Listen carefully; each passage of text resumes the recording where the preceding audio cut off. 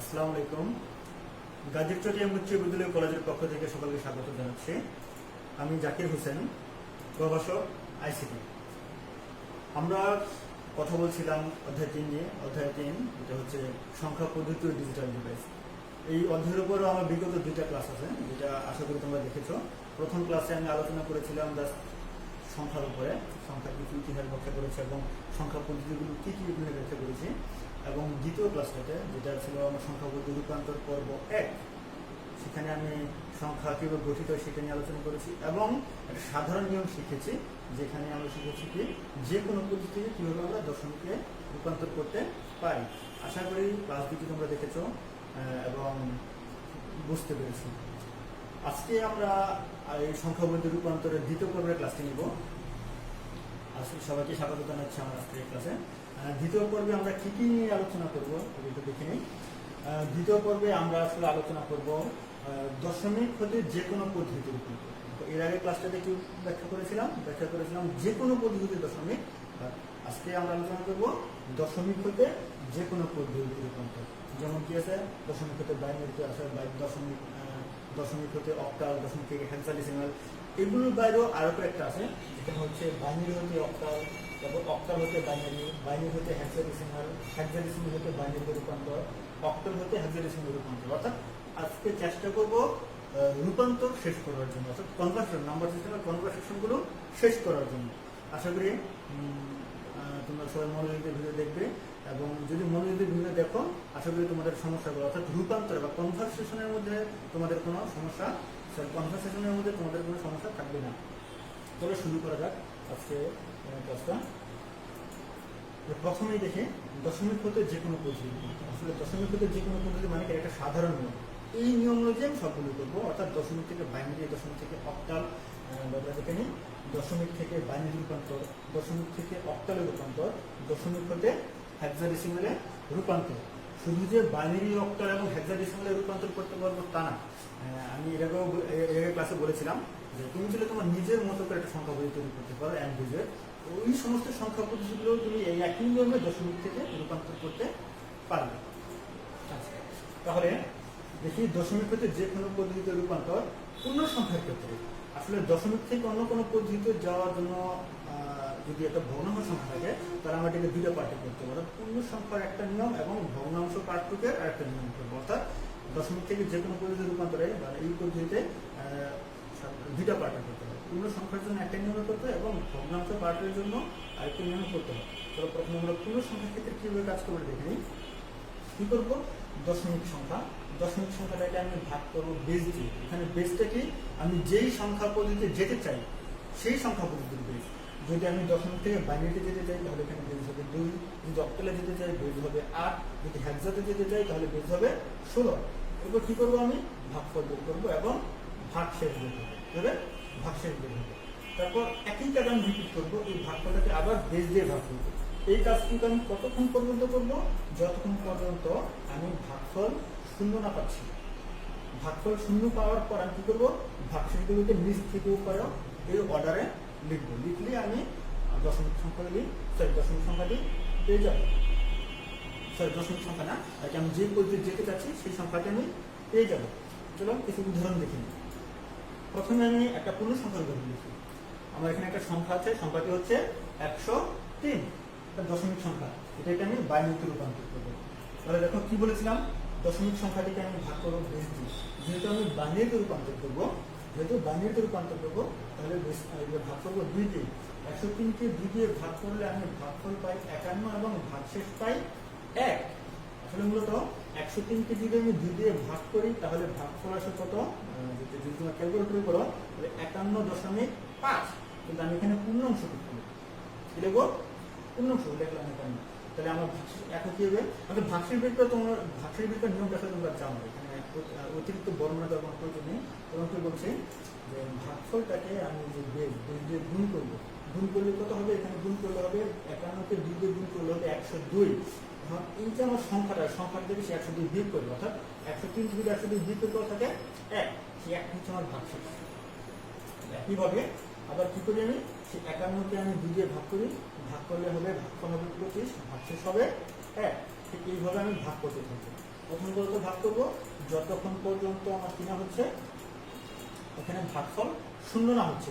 দেখো 12কে 2 দিয়ে ভাগ করলে ভাগফল হয় 6, ভাগশেষ থাকে না, শূন্য।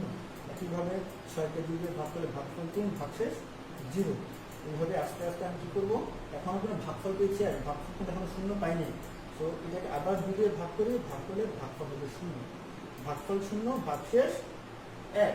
এখন আমি কী করবো, এই ভাগশেষগুলোকে নিচ থেকে উপরে সাজিয়ে নেবো, নিচ থেকে উপরে সাজিয়ে নেবো। দেখো তাই করি, নিচ থেকে উপরে সাজিয়ে রেখি, তাহলে কী হয়, তাহলে আমি আমার বাইনারি সংখ্যাটা পেয়ে যাবো। তাহলে 103 ইকুয়াল টু কী করবো, দেখো নিচ থেকে উপরে লিখি 1 1 0 0 1 1 1 1 1 0 0 1 1 1। তাহলে এটা হচ্ছে আমার কাঙ্ক্ষিত বাইনারি নম্বর এই দশমিকে। ঠিক আছে, বুঝতে পেরেছো? তারপর দেখি ভগ্নাংশের ক্ষেত্রে নিয়মটা আমি দেখি। ভগ্নাংশের ক্ষেত্রে নিয়মটা একটু অন্যরকম। কিন্তু তোমার ভগ্নাংশটুকু সংখ্যা দেবে, অর্থাৎ এই রিডিক্স পয়েন্ট সহ ভগ্নাংশটুকুকে কী করতে হবে, বেস দিয়ে গুণ করতে হবে, বেস দিয়ে গুণ করতে হবে। গুণ করার পর গুণফলের পূর্ণ অংশটুকু লিখবো বাম পাশে এবং গুণফলের ভগ্নাংশটুকু লিখবো ডান পাশে। এই গুণফলের ভগ্নাংশ পার্টটাকে আমি আবার গুণ করবো, আবার বেস দিয়ে গুণ করবো। এই প্রসেসটা কতক্ষণ পর্যন্ত চলবে, যতক্ষণ পর্যন্ত আমার এই ভগ্নাংশ পার্টের গুণফলের ভগ্নাংশ পার্ট 0 না হচ্ছে। আসলে সব ক্ষেত্রে কিন্তু এই পার্টটা 0 আসবে না, কারণ কিছু কিছু ক্ষেত্রে এটা অসীম হয়ে যাবে। কারণ এখন সেক্ষেত্রে বলতে পারছো অসীম হয়ে গেলে আমি কীভাবে নিব। আসলে তুমি এটা বুঝতেই পারবে, দেখবে যে এখানে গুণ করার পর 4 বা 5 বার গুণ করার পর দেখবে যে মানগুলো আপডাউন করছে, বারবার আপডাউন করছে, বাট কাছাকাছি আসতেছে না। সেক্ষেত্রে তোমার 4 থেকে 5 বার করার পর এটাকে অসীম চিহ্ন দিয়ে বা অসীম আকারে লিখলে কিন্তু হয়ে যাবে। তবুও আমি এক্সাম্পলের মাধ্যমে তোমাকে দেখাবো। এরপর কি করতে হবে, আমার এই যে গুণফলের পূর্ণ অংশটুকুকে আমার উপর থেকে নিচে অর্ডারে লিখতে হবে। লিখলে আমি কিন্তু কাঙ্ক্ষিত সংখ্যাগুলোদের সংখ্যাটি পেয়ে যাবো। উদাহরণের মাধ্যমে যদি আমি বোঝাতে চাই, তাহলে দেখো আমি একটা সংখ্যা দিলাম, একটা ভগ্নাংশ সংখ্যা 0.125, অর্থাৎ একটা দশমিক সংখ্যা, দশমিক এটাকে আসলে রিডিক্স পয়েন্ট বলা হয়। আমরা সবসময় বলছি দশমিক 2, দশমিক 2, আসলে এটাকে যেটা বলতে হবে রিডিক্স পয়েন্ট। 125 এটার বাইনারি ডেফিনিশন। তাহলে কি হচ্ছে 0.125, এটাকে গুণ করবো 2 দিয়ে। কেন গুণ করবো 2 দিয়ে, কারণ আমি রূপান্তর করবো বাইনারিতে, আর বাইনারি হচ্ছে 2। যদি 0.125কে 2 দিয়ে গুণ করি, তাহলে দেখো পূর্ণ সংখ্যা পাই 0.25 পাই, 0. তাহলে এই পূর্ণ অংশে শূন্য আছে, শূন্যটা বাম পাশে লিখলাম এবং 0.25টাকে আমি ডান পাশে লিখলাম। এই 0.25কে আবার 2 দিয়ে গুণ করি, গুণ করলে পাবো 0.5। এটাকে আমরা লিখলাম 0.50 লিখলাম। এই 0.50কে আবার গুণ করবো 2 দিয়ে গুণ করলে আমি পাবো 1 মানে কি 1.00। পয়েন্ট এখন দেখি, তাহলে দেখো 1 পূর্ণ অংশটুকু লিখলাম আর 0.00। তার মানে দেখো এই পার্টটা আমি 0 পেয়ে গেছি। তাহলে এখানে আমার আমি আর গুণ করতে পারি, যেহেতু আমি গুণফলটা 0 পেয়ে গেছি। এখন কি করতে হবে, আমার এই যে গুণফলের পূর্ণ অংশটুকু আমার উপর থেকে নিচে অর্ডারে লিখতে হবে। তাহলে কি হয় দেখো 0.125 ইকুয়াল টু কি হয় 1001। দশমিক কিন্তু থাকবে, রিডিক্স পয়েন্টটা কিন্তু থাকবে, রিডিক্স পয়েন্টটা থাকবে 001, হচ্ছে এটা বাইনারি, কাঙ্ক্ষিত বাইনারি। আচ্ছা, আসলে এটাই ছিল দশমিক থেকে যে কোনো পদ্ধতিতে যাওয়ার একটা সাধারণ নিয়ম আর কি। এখন আমি যদি দেখো বলি এই সংখ্যাটাকে বাইনারিতে রূপান্তর করবো, অর্থাৎ 103.125। সেক্ষেত্রে কি হবে দেখো, কিছুক্ষণ আগে কিন্তু আমি 103-এর, অর্থাৎ আমি কি বলছিলাম ভগ্নাংশের ক্ষেত্রে 2টা পার্থক্য করতে হবে, যে পূর্ণ সংখ্যার পার্থক্য আলাদা করতে হবে এবং ভগ্নাংশের পার্থক্য আলাদা করতে হবে। আমি কিন্তু অলরেডি 103-এর বাইনারি কিভাবে বের করবো সেটা দেখে আসছি। দেখো কোথায় দেখলাম, দেখে আসি।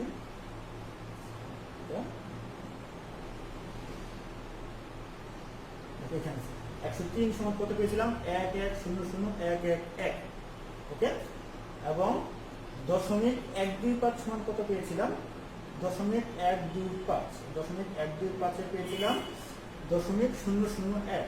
তাহলে দেখো এই পার্টটি যখন করা আছে, যেহেতু তাহলে 103-টা পেয়েছি এবং কি পেয়েছি 103, এই পার্থক্য পেয়েছিলাম কত 1100111 এবং 0.125, এই পার্থক্য বাইনারি আমরা পেয়েছিলাম, বের করেছিলাম কত 0.001। দুইটাকে একসাথে জয়েন করলে হবে, তাহলে 103.125, এই দশমিক সংখ্যাটার বাইনারি কত হবে 1100111.001। 0.001। তো এই পদ্ধতিতে তুমি দশমিক থেকে যে কোনো পদ্ধতি রূপান্তর করতে পারবে। যদি আমাকে বলতো যে না এই দশমিক সংখ্যাটাকে অক্টালে রূপান্তর করো, তাহলে আমি কি করতাম, ওই যে পূর্ণ সংখ্যা ভাগ করলাম, সেখানে 2 দিয়ে ভাগ করেছিলাম, সেখানে ভাগ করবো 8 দিয়ে, এবং ভগ্নাংশের ক্ষেত্রে আমি গুণ করেছিলাম 2 দিয়ে, সেখানে গুণ করতাম 8 দিয়ে। অর্থাৎ আমি যেই পদ্ধতি দেবো সেই পদ্ধতির বেসটাকে কনসিডার করবো। আমি আরেকটা এক্সাম্পল দেখাই। এক্সাম্পলটা হচ্ছে, দেখো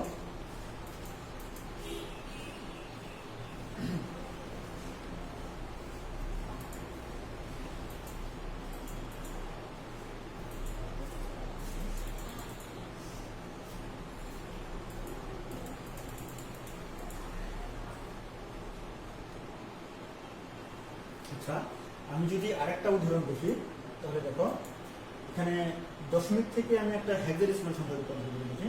আমার এখানে একটা দশমিক সংখ্যা আছে 2479, অর্থাৎ 2479 দশমিক সংখ্যাটাকে আমি হেক্সাডে রূপান্তর করবো। তাহলে দেখো এটা একটা পূর্ণ সংখ্যা, আমি কি করবো, এই দশমিক সংখ্যাটা দিয়ে আমি বেস দিয়ে ভাগ করবো।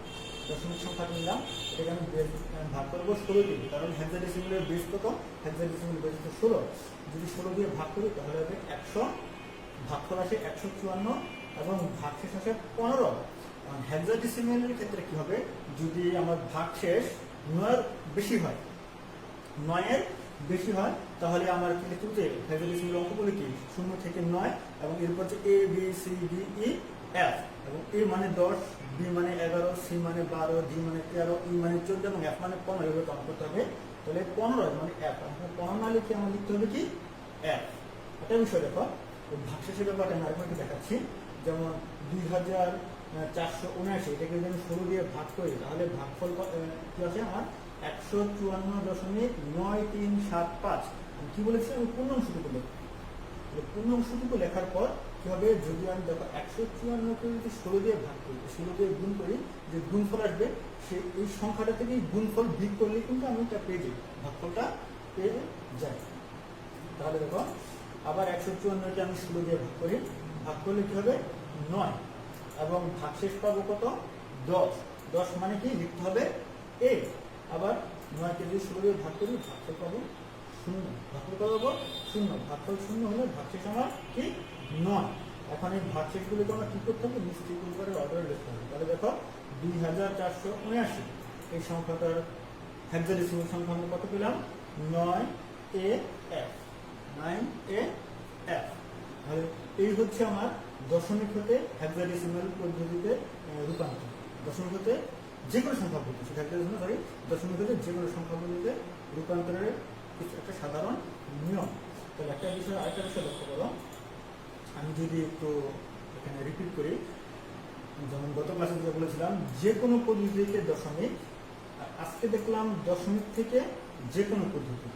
এখানে রূপান্তর কিন্তু অনেকগুলো, তোমরা হয়তো অনেক সময় কনফিউজড হয়ে যেতে পারো, যে আসলে হঠাৎ করে বা পরীক্ষার সময় করতে গেলে বা কোনো একটা করতে গেলে অনেক কনফিউজ হয়ে যায়, আসলে কোন নিয়ম রেখে কোন নিয়ম রাখবে বা কোনটা চেয়ে রেখে কোনটা বলবো।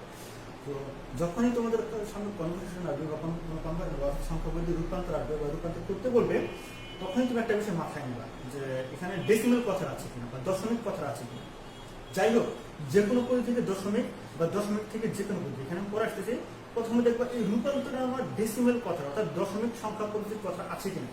যদি তুমি দশমিক সংখ্যা পদ্ধতি এই কথাটা তুমি পাও, তারপর তুমি চিন্তা করবা আমাকে কোথায় যেতে বলছে, আমি কি অন্য যে কোনো পদ্ধতিতে দশমিকে আসবো নাকি দশমিক থেকে অন্য যে কোনো পদ্ধতিতে যাবো। তাহলে যদি এমন হয় অন্য যে কোনো পদ্ধতি থেকে যদি তোমাকে দশমিকে আসতে বলে, তাহলে আমি যে গত ক্লাসে যে নিয়মটা দেখেছি সেটা, ওই যে স্থানীয় মান আকারে লিখে লিখে ক্যালকুলেশন করলে কিন্তু তুমি দশমিক মানটা পেয়ে যাবে। আর যদি দশমিক থেকে অন্য যে কোনো পদ্ধতি যেতে পারে, তাহলে আজকে যে নিয়মটা দেখলাম সেই নিয়মে করবো। অর্থাৎ এখানে দুটো নিয়ম করতে পারে, পূর্ণ সংখ্যার ক্ষেত্রে এক নিয়ম, ভগ্নাংশের ক্ষেত্রে আরেক নিয়ম। অর্থাৎ পূর্ণ সংখ্যার ক্ষেত্রে আমার বেস দ্বারা ভাগ করে করে করতে হবে। তাহলে ব্যাপারটা মাথায় রাখবে, যখনই তোমাকে কোনো কনভারসেশনের কথা বলবে তুমি আগে মাথায় নিবে যেখানে দশমিক কথা আছে বা দশমিক সংখ্যাবলীর কথা আছে কিনা। যদি দশমিক সংখ্যাবলীর কথা থাকে তাহলে তুমি চিন্তা করবে দশমিক সংখ্যাবলীর কথা বলেছে, এখন কি করবো, আমি কি অন্য কোনো পদ্ধতি থেকে দশমিকে আসবো নাকি দশমিক থেকে অন্য কোনো পদ্ধতিতে যাবো। এইভাবে যদি কনসেপ্টে চিন্তা করো তাহলে দেখবে আর কি খুব সহজে আইডেন্টিফাই করতে হবে তোমার কোন নিয়মটা ফলো করতে হবে। এখন বাকি যে রূপান্তরগুলো রয়ে গেছে দেখো, সেখানে কিন্তু দশমিক কথাটা থাকবেই না, দশমিক পদ্ধতির কথাটা থাকবেই না, তার মানে সেটা অন্য একটা নাম করবে। যেমন বাকি যে রূপান্তরগুলো আছে আমি যদি দেখার চেষ্টা করি, বাকি দেখো বাইনারি, বাইনারি থেকে বাকি যে সংখ্যাপদগুলো আছে কি আছে, বাইনারি, অক্টাল, হেক্সাডেসিমাল। অর্থাৎ আমি বাইনারি থেকে অক্টালে আসতে পারি, আবার বাইনারি থেকে হেক্সাডেসিমাল আসতে পারি। আবার দেখো আমি অক্টাল থেকে বাইনারিতে আসতে পারি, আবার অক্টাল থেকে হেক্সাডেসিমালে আসতে পারি। আবার দেখো হেক্সাডেসিমাল থেকে অক্টালে যেতে পারি, আর হেক্সাডেসিমাল থেকে বাইনারি যেতে পারি। এই যে আমি এতগুলো রূপান্তর করতে পারি, এখানে কিন্তু ডেসিমাল কথাটাই নেই। তাহলে এই কোনো দুটো পার্টে ভাগ করবে। আর রূপান্তরের সময় কি আছে, এখানে ডেসিমাল কথা আছে না, বা দশমিক সংখ্যাপদের কথা আছে না। দশমিক থেকে তাহলে এই যে এতক্ষণ যে নিয়মগুলো দেখালাম, মানে গত ক্লাস এবং আজকের ক্লাসের ফার্স্ট পার্ট অংশের যে নিয়মগুলো দেখালাম সেই নিয়মে করবে। আর আরেকটা নিয়ম যেখানে সেখানে দশমিকের কথাই থাকবে না, অন্য সংখ্যাপদ্ধতিগুলোর মধ্যে কনভারসেশন, সেই নিয়মটা আমি কিন্তু তোমাদের দেখার চেষ্টা করতেছি। আসলে এই যে এই নিয়মটা, অর্থাৎ অন্য যে সংখ্যা পদ্ধতিগুলো আছে তাদের মধ্যে রূপান্তরের নিয়মটা আরো সহজ। এখন যা দেখলাম এর চেয়েও আরো বেশি সহজ। তাহলে দেখো প্রথমে আমি দেখি বাইনারি থেকে অক্টাল এবং হেক্সাডেসিমাল কনভার্সন। বাইনারি থেকে অক্টাল এবং হেক্সাডেসিমাল কনভার্সন। এক্সাম্পল, আমার একটা বাইনারি নাম্বার দেওয়া আছে। ফার্স্ট টাইম কি করে একটা বাইনারি নাম্বার এবং অক্টাল নিই। একটা বাইনারি নাম্বার কি অক্টাল, বাইনারি নাম্বার দেওয়া আছে, বিশাল একটা বাইনারি নাম্বার বলি, 110011.0101। আচ্ছা, সেই ক্ষেত্রে আমার কি করতে হবে, এই সংখ্যাগুলোকে, এই যে সংখ্যাটাকে আমি দুইটা পার্টে ভাগ করবো। এটা দুইটা পার্ট থাকে, ভগ্নাংশ পার্ট, একটা হচ্ছে পূর্ণাংশ পার্ট। আমি কি করব, তিনটি করে গ্রুপ করব। এই বাইনারি সংখ্যাটাকে আমি তিনটা ডিজিট করে গ্রুপ করব। এখানে একটা কথা বলে নেওয়া ভালো, দেখো বিভিন্ন সংখ্যা পদ্ধতিতে আমরা বলছি কি ডিজিট বা অঙ্ক, ডিজিট বা অঙ্ক। অঙ্ক কি আমরা অলরেডি তুলে বলেছি। আর বাইনারি ক্ষেত্রে আমরা আসলে কি বলবো, ডিজিট বলবো। সরি, বাইনারি ক্ষেত্রে আমরা বলবো বিট। বাইনারি ক্ষেত্রে কি বলবো, ডিজিট বা অঙ্ক বলবো না, বাইনারি ক্ষেত্রে বলবো বিট।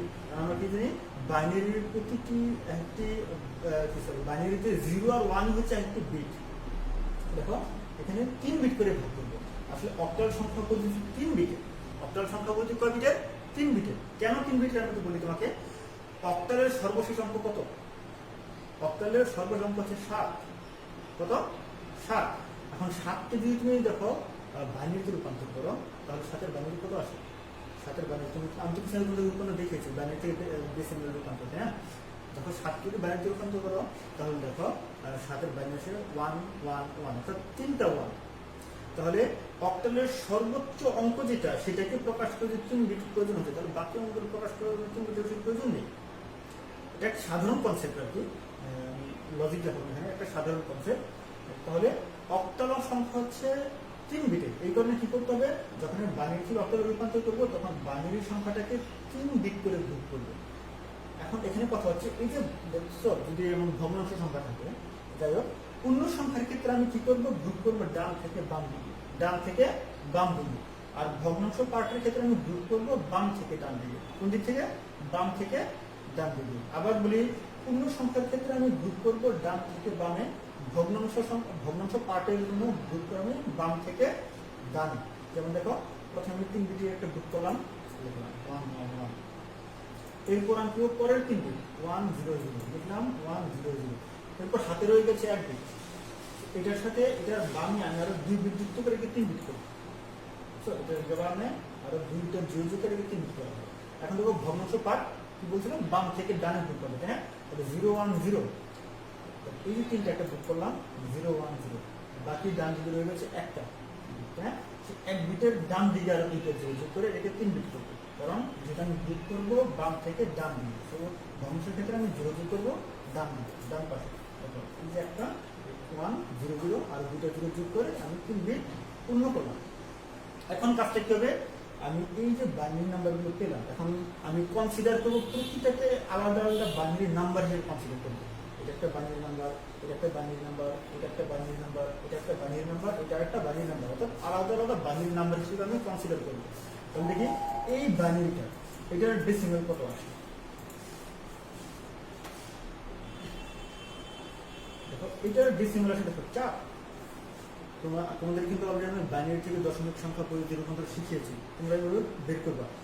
তাছাড়া আর শর্টকাট নিয়ম আছে, যে তুমি একটা বাইনারি নাম্বার দেখলে কি করে বলতে পারবা, বাইনারি নাম্বার দেখে বলতে পারবে ডেসিমাল নাম্বার কত। তেমন হচ্ছে শর্টকাট নিয়ম আছে, আমি শর্টকাট নিয়মটা দেখাচ্ছি তোমাদেরকে, এখানে দেখাবো। দেখি আগে দেখি, এটা হলো 4, এটা হলো 2, এটা ডেসিমাল হয় 2, এটা ডেসিমাল হয় 7, এটা ডেসিমাল হয় 4 এবং এটা 1। এদেরকে যদি একত্রিত দেখো মাঝখানে কিন্তু একটা রিডিক্স পয়েন্ট আছে, এদেরকে যদি একত্রিত দিই তাহলে আমি কি পাই? এই বাইনারিটা পাই 147.24। এবারে বুঝতে পারছো? তাহলে আমি কি করবো? যদি বাইনারি থেকে অক্টালে রূপান্তর করতে বলে তাহলে আমি কি করবো? বাইনারি নাম্বারটাকে, বাইনারি সংখ্যাটাকে কি করবো? 3 বিট করে গ্রুপ করবো। পূর্ণ অংশের গ্রুপ করবো ডান থেকে বামে, ভগ্নাংশের গ্রুপ করবো বাম থেকে ডানে।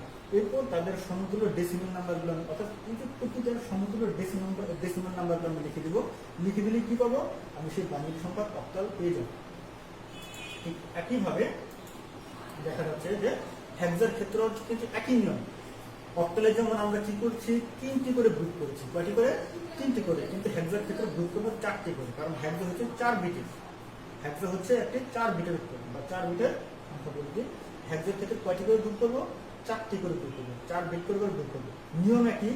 পূর্ণ সংখ্যার ক্ষেত্রে আমি গ্রুপ করবো ডান থেকে বামে, পূর্ণ সংখ্যার ক্ষেত্রে গ্রুপ করবো ডান থেকে বামে। তাহলে এখানে কি আছে? 4 বিটে 1100, এখানে 1100, এরপর আবার 110। এখানে 3 বিট, বাম পাশে একটা 0 যোগ করে আমি 4 বিট করবো, 0110।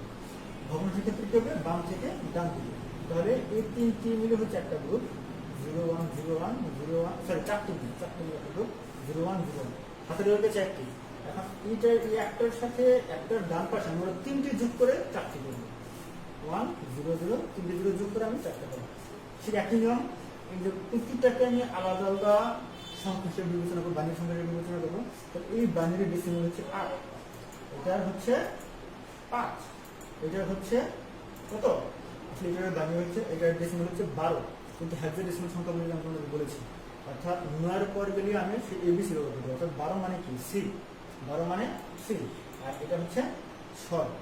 তাদের যদি আমি একত্রে লিখি তাহলে কি বলবো? এই যে বাইনারি, এই বাইনারি হেক্সা ডেসিমাল পাবো 6 সি পয়েন্ট আছে 6.58। খুবই সহজ, কমপ্লেক্স কিছু নেই। তবে এখানে তোমাদের হয়তো মনে হচ্ছে যে না, এখানে বাইনারি পেয়েছি, বাইনারিকে আবার ডেসিমাল রূপান্তর করতে হবে। সেই আমি তোমাদেরকে শিখিয়েছি যে কোনো পরিস্থিতি ডেসিমাল রূপান্তর। এত বড় নিয়ম মনে আবার ফলো করে আমাদের এটা ডেসিমাল বের করে আবার করতে হবে? আসলে না। তোমরা চাইলে এটা শর্টকাট নিয়মে বা রাফ করে বা একটা সংখ্যা দেখলেই তুমি, একটা বাইনারি নাম্বার দেখলেই তুমি বুঝতে পারবে এটা ডেসিমাল কত। এটা আলাদা করে করার প্রয়োজন নেই। যদি তোমাদের পরীক্ষায় আসে যে বাইনারিটাকে হেক্সা ডেসিমাল রূপান্তর করো, জাস্ট ওই নিয়মে করে দেবা। আবার এগুলোকে আলাদা ডেসিমালে রূপান্তর করে তোমাদের দেখাতে হবে না, দেখাতে। তাহলে চলো আমি একটা পদ্ধতি শিখাচ্ছি। কোন পদ্ধতি?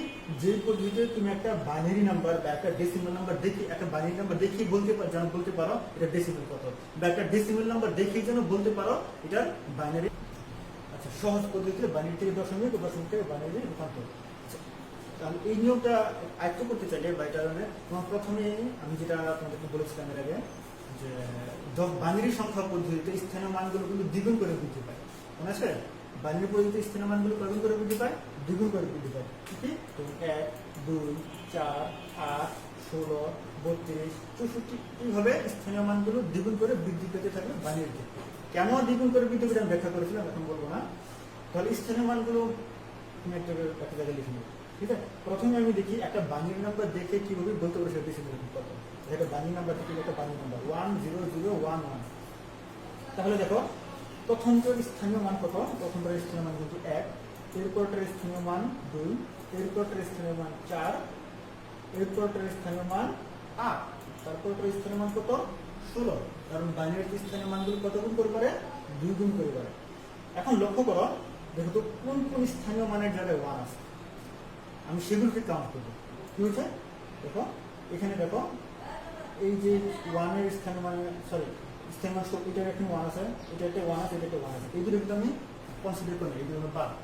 অর্থাৎ যে যে স্থানীয় মানের জায়গায় 1 থাকবে আমি সেই স্থানীয় মানগুলো কনসিডার করবো। এখন কি করবো? ওই স্থানীয় মানগুলোকে আমি যোগ করে দেবো। তাহলে যোগ করি 16 আর 2 যোগ করলে কত হয়? 18, 18 আর কে 19। তাহলে বাইনারি ডেসিমাল নাম্বার হচ্ছে 19। 16 যোগ 2 যোগ 1 কত? 19। আবার বলি, বাইনারি থেকে ডেসিমেলে তুমি দেখেই বুঝতে পারবা। যেমন দেখো, এটা বাইনারি সংখ্যার স্থানীয় মানগুলো তো বলে দিচ্ছি, দ্বিগুণ করে পারবে। স্থানীয় মানগুলো 1, 2, 4, 8, 16। এখন যে যে স্থানীয় মানে 1 আছে সেই স্থানীয় মানগুলো আমি যোগ করে দেবো। তাহলে সেই স্থানাঙ্ক যোগ করে আমি করলাম 21, তাহলে বাইনারি মান হচ্ছে 19, তাহলে বাইনারির ডেসিমেল মান হচ্ছে কত 19। আচ্ছা, ঠিক একইভাবে আমি ডেসিমেল থেকে বাইনারি দেখি, একটা ডেসিমেল নাম্বার দেখি তুমি যেন বুঝতে পারো এটা বাইনারি কত, সেটাও ঠিক একই ক্ষেত্রে একইভাবে আমরা তো জানি বাইনারির স্থানীয় মানগুলি দ্বিগুণ করে পারে 1 2 4 8 16 32 64। আচ্ছা, ডেসিমেল থেকে যদি বাইনারি বের করতে চাই সেক্ষেত্রে আমি একটা জিনিস লক্ষ্য করবো, আমি কি করব, আমি দেখবো এখানে কোন কোন স্থানীয় মানগুলোকে যোগ করলে আমার কাঙ্ক্ষিত সংখ্যাটা আমি পাই, কোন কোন স্থানীয় মানগুলোকে যোগ করলে আমার কাঙ্ক্ষিত সংখ্যাটি আমি পাই। তাহলে দেখো এখানে আমার 21 পেতে হবে, আমার ডেসিমেল কত 21, তাহলে কোনটা কোনটা যোগ করলে 21 হয়। এখন 64 টা নিউমনের, এটা 21 এর বড়, 64 32 বা অটো সিলেবাস, তারপর 21 এর বড়, তো কোনটা যোগ করতে হবে, যদি 16 আর 8 যোগ করি কত হবে, 16 আর 8 যোগ করলে 24, 21 এর বড় আছে, তাহলে 16 যাবে, বাট 16 8 যোগ হবে না, যোগ হবে, দেখো কি হবে, আমি যদি 16 নেব, 16 পর নেব 4, 16 আর 4 কত 20, এবং 20 এর সাথে 1 যোগ করলে 21 হয়ে যাবে, হ্যাঁ, তাই নেব 1। কথাটা বুঝতে পারছো? তাহলে একটা বিষয় দেখো, এখন আমি দেখবো কোন কোন পজিশনগুলো আমি নিয়েছি, কোন কোন স্থানীয় মান নিয়েছি কোন কোন স্থানীয় মান 16, 4 এবং 1, যেই যেই স্থানীয় মানগুলো যোগ করে আমি এই ডেসিমাল নাম্বারটা পেয়েছি সেই সেই স্থানীয় মানগুলোকে মানের নিচে আমি 1 দিব। দেখো 16 যোগ করেছিলাম, 16 নিচে 1 লিখলাম, 4ও যোগ করা হয়েছিল, 4 নিচে 1 লিখলাম, 1ও যোগ করা হয়েছিল, 1 নিচে আমি কি লিখলাম 1 লিখলাম। আর যেগুলো যোগ করা হয়নি, যোগ করার প্রয়োজন হয়নি, তাদের নিচে আমি 0 বসিয়ে দিব। কি বসিয়ে দেবো? 0 বসিয়ে দেবো। তাহলে কিন্তু দেখো এটা 1 0 1 0 1, এটাই হচ্ছে আমার 21 এর বাইনারি। প্রথম খুবই সিম্পল, তার মানে তুমি একটা ডেসিমাল নাম্বার বা একটা বাইনারি নাম্বার দেখে কিন্তু বলতে পারবা এটা কি কত, এটা একটা ওই বাইনারির ডেসিমাল কত বা ডেসিমালের বাইনারি কত। তাহলে কিভাবে করলাম, কিভাবে করলাম, আর যখন আমি 21 এর বাইনারি বের করবো, তাহলে আমি দেখবো কোন কোন স্থানীয় মান যোগ করলে আমার 21 হবে, সেই সেই স্থানীয় মানগুলো নিচে আমি 1 বসাবো, আর যেগুলো যোগ করা হয়নি তাদের নিচে আমি 0 বসাবো। ঠিক আছে, এটাই হচ্ছে আমার 21 এর বাইনারি। আশা করি এখন তোমরা খুব সহজ নিয়মে বা ক্যালকুলেশন ছাড়াই, ফর্মালিটি ক্যালকুলেশন সেই ক্যালকুলেশন ছাড়াই তুমি যে কোনো বাইনারি ডেসিমাল বা ডেসিমালের বাইনারি বের করতে পারবে। এত কিছু যদি মনে রাখতে না পারো, না স্যার আমি কোনো শুধুমাত্র পরীক্ষা খাতায় আর কি উত্তীর্ণ হতে পারি বলে, তাহলে দেখো আরেকটা বিষয় আমি দেখাচ্ছি, সেটা হচ্ছে আমি একটা ছক করি, আমার তো দরকার অক্টাল এবং হেক্সাডেসিমাল, এই তো দরকার জানা দরকার, কারণ যখন আমরা বাইনারি থেকে যখন অক্টালে যাই বা অক্টাল থেকে যখন বাইনারি থেকে অক্টালে যাই তখন 3টে করে গ্রুপ করি, বা বাইনারি থেকে হেক্সাডেসিমাল 4টে করে গ্রুপ করে তাদের নাম্বার গ্রুপ করে জানাবো। আচ্ছা, আমি একটা ছক করি, হেক্সাতে সর্বোচ্চ সংখ্যা, হেক্সাতে অঙ্ক কাটি 16টি, এখন 16টি ঘর আছে, এটি ঘর। প্রথমে কি করবো, আমি 8টি 0 নেব, কয়টি 8টি 0 নেব, তারপর 8টি 1 নেব, এরপর আমি 8-এর অর্ধেক করবো 4, কারণ বাইনারি মান তো কি বললাম দ্বিগুণ করে বৃদ্ধি পায়, তো যখন আমি বড় থেকে ছোট দেবো তখন দ্বিগুণ করে কমে যেতে হবে। যাই প্রথমে 8টি 0 নিলাম, তারপর 8টি 1 নিলাম, এরপর আমি কি নেবো 4টি 0 4টি 1 4টি 0 4টা 1, এরপর 4-এর অর্ধেক 2, 2টা 0 2টা 1 2টা 0 2টা 1 2টা 0 2টা 1 এমন নেব, এরপর 0 থেকে 1, একটা 0 একটা 1 একটা 0 একটা, এরকম পূর্ণ করলাম, 16টা পূর্ণ হলো। 16টা পূর্ণ হওয়ার পর দেখো এখন এই প্রথম হচ্ছে আমার 0, এটা হচ্ছে 1 2 3 4 5 6 7 8 9, এটা হচ্ছে 10। হেক্সাডেসিমাল কাজ করার যদি আমার হেক্সাডেসিমাল প্রয়োজন করে তাহলে 10-এর পরিবর্তে এই ব্যবহার করবো, 11 বাদ দিই, 12 বাদ সি, 13 বাদ দিই, 14 বা ই, 15 বা এফ। এটা কীভাবে গঠিত হচ্ছে এটা আমি যখন তোমাদেরকে লজিক সার্কিট পড়াবো তখন আমি দেখা দেবো। এছাড়া যদি আমার পরবর্তী ক্লাসগুলো তোমরা দেখো বা আমি যদি পরবর্তী ক্লাসগুলো পাবলিশ করি অবশ্যই এটার ব্যাখ্যা আমি তোমাদেরকে দেবো। তো এই চারটা যদি তোমরা মনে রাখতে পারো তাহলে সহজেই কিন্তু তোমরা বাইনারি থেকে অক্টাল বা অক্টাল থেকে বাইনারি বা বাইনারি থেকে হেক্সা রূপান্তর করতে পারো। কারণ কি, এই চারটা দেখে তুমি বলে দেবো কোন বাইনারির ডেসিমেল কত বা কোন বাইনারির অক্টাল কত বা কোন বাইনারির হেক্সা কত। দেখো অক্টালের ক্ষেত্রে কিন্তু আমরা এই 8টি দিই, এই 8টি, অর্থাৎ অক্টাল 3 বিটের, অর্থাৎ 3 বিট করে নিব। অক্টালের ক্ষেত্রে যদি অক্টাল বের করতে বলে তাহলে 3 বিট করে নিব, আর যদি হেক্সা বের করতে বলে তাহলে সম্পূর্ণ 4 বিট করে নিব। কথা বুঝতে পেরেছো?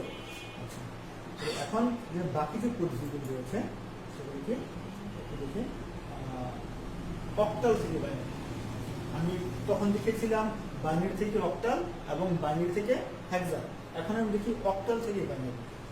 অক্টাল থেকে বাইনারি করতে গেলে কি করতে হবে দেখো, ফার্স্টে আমি অক্টাল নাম্বারটা লিখে নিলাম, গ্যাপ করে লেখার কারণ হচ্ছে এখানে বুঝতে পারবে। এরপর কি করব, এই যে অক্টাল প্রতিটা অক্টাল ডিজিটের 3 বিট বাইনারি লিখব। কয় বিট বাইনারি? 3 বিট। যদি অক্টাল থেকে বাইনারি বের করতে হয় তাহলে প্রতিটা অক্টাল ডিজিটের 3 বিট বাইনারি লিখব। তাহলে দেখো এখানে তো আছে কত 1, তাহলে 1 এর বাইনারি কত 001। এই অক্টাল নাম্বার ধরো 4টা দেখো, পিছনে একটা 4 লিখে আছে দেখো, এই যে 1 ছিল না, 1 এর 3 বিট বাইনারি কত 001। এখানে তাই হচ্ছে 1 এর 3 বিট বাইনারি 001। এরপর 2 এর 3 বিট বাইনারি কত 010। এরপর 5 এর 3 বিট বাইনারি 101। 7 এর 3 বিট বাইনারি 111। 3 এর 3 বিট বাইনারি 011। এখন এদিকে একত্র করবে, দেখো 3 7 5 .2 একবার লিখতে হবে। বাম পাশের 0 এর প্রয়োজন নেই, প্রয়োজনে আমি বাম পাশের 0 বাদ দিয়ে লিখি 1 1 1 1 1 1 1 1 0 1 পয়েন্ট 0 1 0 0 0 1। এই হচ্ছে আমার অক্টাল থেকে বাইনারি রূপান্তর। খুবই সহজ করে, এখানে কমপ্লেক্স কিছু নেই। আর আমি তো বলেই দিয়েছি, পিছনে তো শিখার নেই কিভাবে একটা সংখ্যা দেখি তুমি তার ডেসিমেল কত বা সমতুল্য বাইনারি কত তুমি বের করতে পারবে। আবার একটা চার্টও দিয়ে দিচ্ছি, সেখান থেকে চাইলে তুমি চারটা থেকেও তুমি চাইলে এগুলো বের করতে পারবে। এখন দেখি অক্টাল থেকে বাইনারি, সরি হেক্সাডেসিমাল থেকে বাইনারি। হেক্সাডেসিমাল ঠিক একই করতে হবে। আমার সংখ্যাগুলোকে ঠিক আমি অঙ্ক ডিজিটগুলোকে লিখলাম, এই প্রতিটা ডিজিটের 4 বিট বাইনারি লিখব। অক্টালে কি করেছি, অক্টালে প্রতিটি ডিজিটের 3 বিট বাইনারি লিখেছি, বা হেক্সাতে কি করবো প্রতিটা ডিজিটের 4 বিট বাইনারি। সি মানে কত 12, 12 এর 4 বিট বাইনারি 1100। দেখো 1 2 4 8, 8 আর 4 12, ঠিক আছে। এবং 5 এর 4 বিট বাইনারি কত হবে 0101। এই মানে কত 10, 10 এর 4 বিট বাইনারি 1010। 3 এর 4 বিট বাইনারি 0011। এটাকে যদি আমি একত্রে করে দিই তাহলে পেয়ে যাই এই যে আমার হেক্সা নাম্বার এবং এটা হচ্ছে আমার বাইনারি নাম্বার। প্রথম দুটো জিনিস আমি বাদ দিয়েছি কারণ বাম পাশের যেগুলো কাউন্ট না করলে হবে। তাহলে এই ছিল আজকের আমাদের কথা। আরেকটু রয়ে গেছে, সেটা হচ্ছে কি যে অক্টাল হতে হেক্সাডেসিমাল। আসলে এটার নির্দিষ্ট কোনো নিয়ম নেই বা আমরা নির্দিষ্ট নিয়ম শিখবই না। আমরা কি করবো, যে অক্টাল থেকে হেক্সাডেসিমাল রূপান্তরের জন্য অক্টাল থেকে বাইনারি রূপান্তর করতে পারি। অবশ্যই পিছনে দেখলাম শিখলাম অক্টাল থেকে হেক্সাডেসিমাল রূপান্তরের সময় অক্টাল সংখ্যাটাকে বাইনারি রূপান্তর করবো, সেই বাইনারিকে হেক্সা রূপান্তর করবো, তাহলে আমার অক্টাল থেকে হেক্সা রূপান্তর হয়ে যাবে। আবার একই ক্ষেত্রে যদি আমি হেক্সা থেকে অক্টাল রূপান্তর করতে চাই তাহলে হেক্সাডেসিমালটাকে আমি বাইনারিতে রূপান্তর করবো, সেই বাইনারিটাকে আমি কি করবো অক্টালে রূপান্তর করবো। এখানে অন্য কোনো নিয়ম ফলো করার প্রয়োজন নেই। তাহলে দেখো আজকে আর কি গত ক্লাস এবং আজকে দুইটা ক্লাসে নিয়ে সংখ্যাপতি রূপান্তরটা আমরা সম্পূর্ণ শেষ করলাম। এবং আমি বলেও দিয়েছি তোমরা কিন্তু কনফিউজ হবে না। কিভাবে কনফিউজ হবে না, কারণ যখনই তোমাকে কনভার্সেশন করতে বা রূপান্তর আসবে তখনই তুমি আগে লক্ষ্য করবে সেখানে ডেসিমেল কথা আছে কিনা বা দশমিক কথা আছে কিনা। যদি দশমিক থাকে তাহলে তুমি কোন নিয়মে চলে যাবা, যে কোনো পদ্ধতি থেকে দশমিক বা দশমিক থেকে যে কোনো পদ্ধতি। আর যদি দেখো যে রূপান্তর দশমিক কথাটাই নেই, তার মানে আমার এই সিম্পল নিয়মটা যেটা বাণী ডক্টর হেক্সাডেসিমালের যে রূপান্তরের পদ্ধতিগুলো। আশা করি তোমরা বুঝতে পেরেছো এবং ছোটোখাটো কিছু প্রবলেম তোমাদের সামনে তুলে ধরার চেষ্টা করেছি। আশা করি তোমরা এবং বুঝতে পেরেছো। এবং শর্টকাট যে নিয়মগুলো দেখালাম যে সহজ পদ্ধতি থেকে বাণী থেকে অক্টাল বা অন্য কোনো পদ্ধতি রূপান্তর করতে হবে, আশা করি সেটাও তোমরা পাবে। তবে আজকের ক্লাস এই পর্যন্তই, পরবর্তী ক্লাস দেখার আমন্ত্রণ রইল। আজকের মতো শেষ করছি, ধন্যবাদ।